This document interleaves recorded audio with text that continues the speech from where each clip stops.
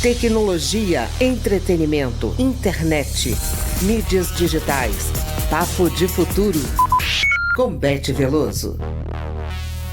Foi publicada em janeiro uma nova lei contra o bullying, que inclui no Código Penal os delitos de bullying e cyberbullying, mas na semana passada a mídia notificou mais uma morte violenta de uma criança que foi agredida dentro da própria escola. Infelizmente não é um caso isolado. Segundo dados da Pesquisa Nacional de Saúde Escolar e do IBGE, mais de 40% dos estudantes e adolescentes brasileiros são vítimas de bullying no ambiente escolar.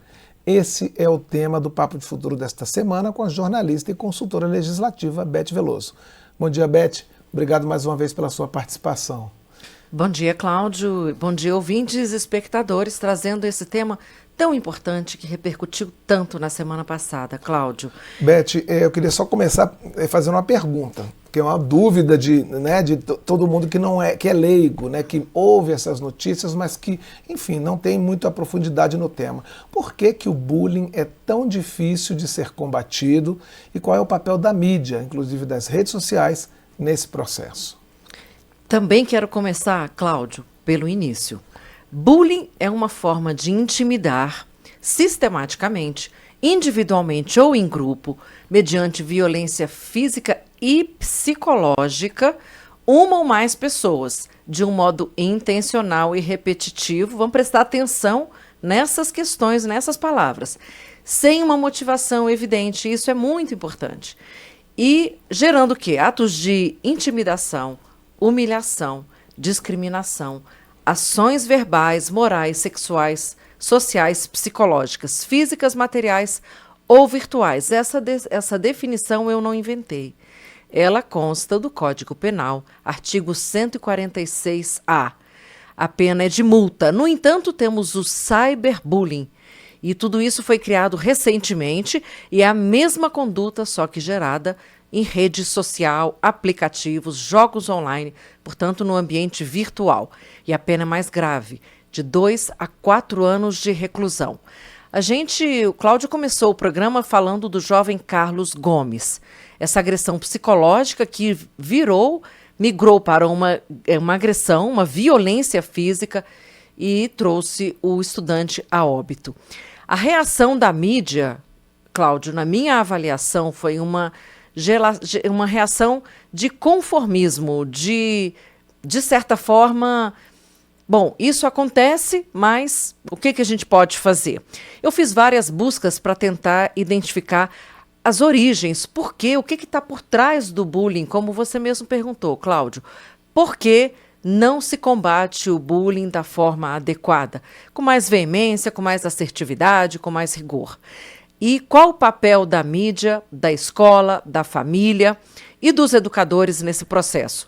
Também porque o bullying acaba sendo uma coisa tão pueril, generalizada, e de certa forma também ocultando algo menor, como coisas da vida, coisas que acontecem, não? Como assim, um raio que cai pela cabeça?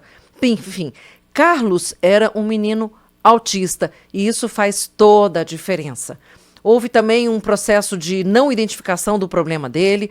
As agressões foram registradas, portanto, tudo isso tem a ver com o que a gente discute toda semana. Foram registradas pelos celulares dos colegas que, em vez de irem salvar, Cláudio, o amiguinho, ficaram ali filmando, virando em nome do espetáculo, E não interviram ali para salvar a vida do rapaz.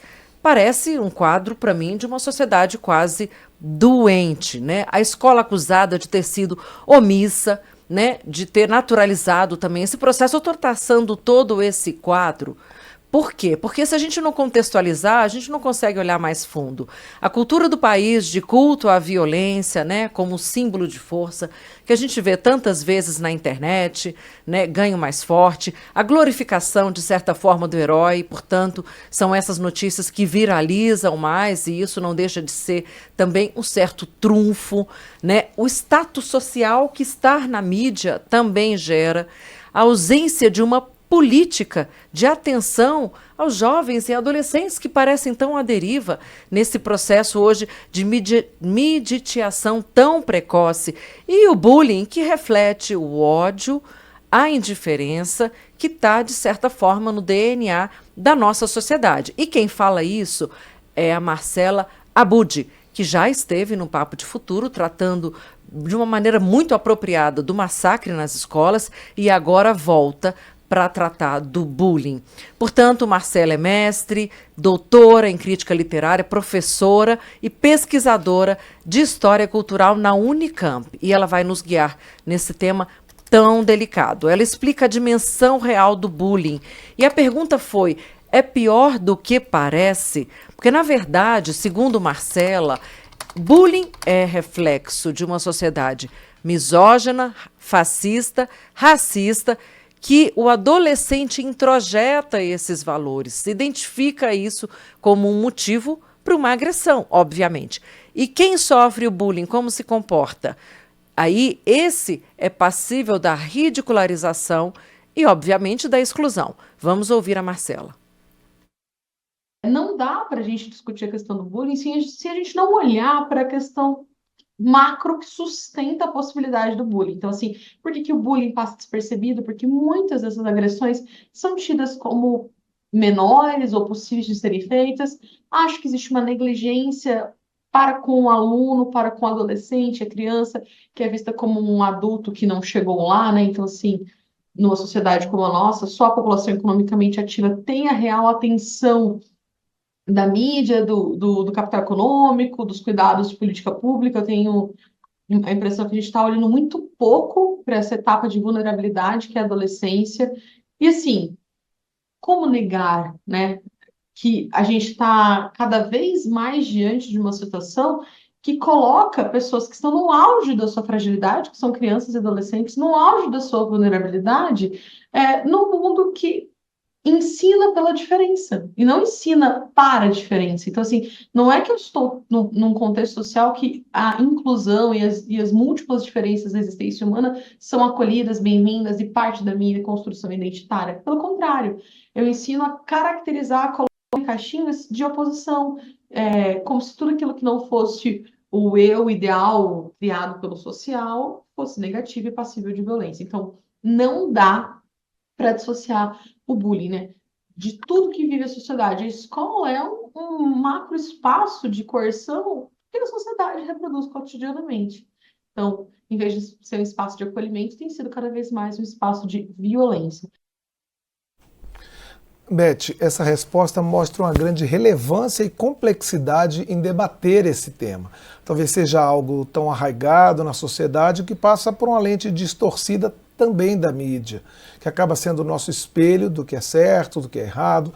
Então vamos aprofundar um pouco essa questão e discutir qual é a representação que a mídia faz dessa violência sistemática e tantas vezes incompreendida. Cláudio, primeiro eu queria colocar o papel da mídia, né? A gente está falando da mídia como um fenômeno comunicativo, como um espaço em que a opinião pública reflete, bebe dessa fonte e forma seus valores e crenças. E também onde o debate público, né, a praça pública se constrói e se materializa nas práticas sociais, ou seja, na forma como a gente se comporta como sociedade. E isso tudo acaba sendo legitimado por esse quarto poder, que a gente chama da mídia. Então, depois dessa contextualização, a mídia tem sim muito que aprender para deixar de reproduzir esses padrões sistêmicos, esses padrões ultrapassados, que refletem justamente essa sociedade patriarcal que não consegue aplicar os valores como igualdade e fraternidade. Olha o que a Marcela falou. A gente cria e educa e vive pela diferença e não para aceitar a diferença. Então, eu volto com a Marcela para perguntar qual é a responsabilidade da mídia nesse processo de escalada do bullying, que eu vejo, sim, como um fenômeno colateral da internet. E se, a ponto da gente precisar que o Congresso interviesse na questão de criminalizar realmente o bullying e o ciberbullying. Vamos ouvi-la. Quem sofre o bullying está menos no processo de querer atenção e mais no processo de autoviolência, de culpabilização de si, né? A vergonha é um afeto muito difícil de lidar, e crianças que sofrem bullying convivem com a vergonha o tempo todo. É um afeto autoimposto, muito agressivo, que gera culpa, gera ideação suicida, entre outras coisas. Mas aqui a principal mídia que me incomoda tem sido, são, né, as redes sociais. As redes sociais, elas colocam essa criança, esse adolescente que sofre um bullying, dentro de um espaço de devolver para essa criança aquilo que ela já pensa sobre si. Então, ela está com uma autoestima abalada, ela está com uma autoestima destruída, ela entra na rede social, vê um universo mágico, perfeito, ansiogênico e veloz, e aquilo confirma para ela de que ela é merecedora daquela violência, de que não existe caminho de superação, de que um aguentar muito mais passivo e introjeta naqueles que fazem o bullying uma sensação de pertencimento dentro de uma lógica de, bom, se outras pessoas fazem e a mídia expõe, não há mal nenhum no que eu faço ou que eu exponho. Então temos dois problemas. A mídia como endossando o movimento do bullying, mas a mídia, especialmente as redes sociais, criando esses padrões inatingíveis que autorizam a pessoa que faz o bullying o processo, afinal, olha, ele é diferente do que é o ideal, eu posso violentá-lo, e que aumentam a vergonha daquele que sofre e, portanto, aumentam a inação, a impassibilidade. Beth, existe um livro do Jaron Lanier, acho que é isso, né? Considerado o pai da realidade virtual, cujo título é 10 argumentos para você deletar agora suas redes sociais. O autor afirma que as redes acabam com o livre-arbítrio, estimulam emoções negativas, distorcem a percepção da verdade, precarizam profissões. E quanto ao bullying, qual é o impacto delas na busca de soluções? Então, Cláudio, tudo parece muito complicado e grandioso quando a gente realmente tenta buscar soluções e isso acaba gerando um processo de impotência, né? Uma sensação de desânimo mesmo para lutar. Mas eu acredito sim que as soluções existem, né? E o nosso papel aqui é discutir o que os reguladores, os legisladores, né? Os formadores de opinião pública, os formuladores de políticas públicas podem fazer. Eu acho que buscar as melhores práticas realmente em iniciativas de escolas e comunidades, porque tem que haver uma intervenção de base de combate ao bullying, empoderar as famílias para buscar ajuda. Eu já passei por esse processo como mãe e eu fui defender meu filho, então assim, é preciso que as famílias se encorajam para, assim, colocar a voz, colocar ênfase contra injustiças, né? E de uma maneira que não vai atacar o outro, mas defender quem precisa ser defendido. E também se indignar. Indignação, gente, contra um tipo de conduta que ele é, sim, identificado, né? E que a escola precisa ser pressionada para realmente mobilizar e combater e tomar uma atitude, uma decisão.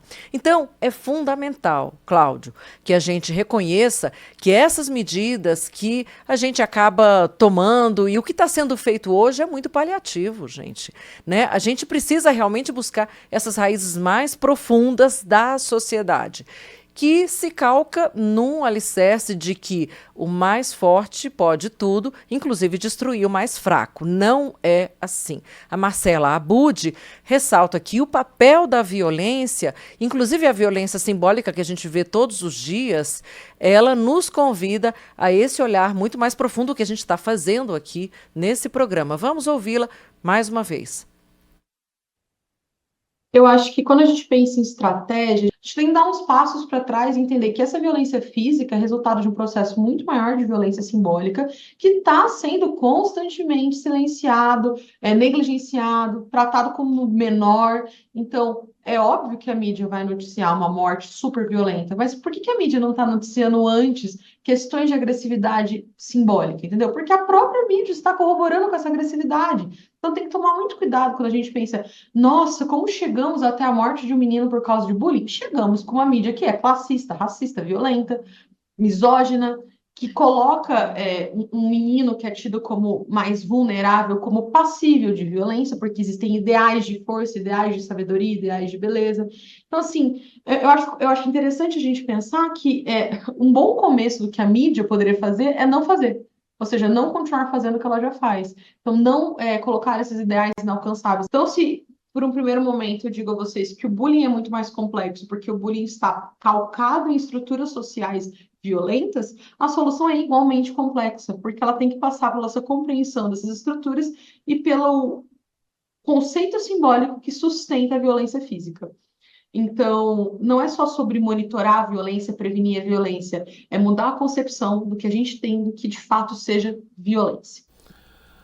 Pois é, Beth, parece que o desafio é, como sociedade, compreender que o bullying é uma manifestação complexa de violência que reflete e perpetua discriminação e opressão, e ele envolve ridicularização e a exclusão de indivíduos.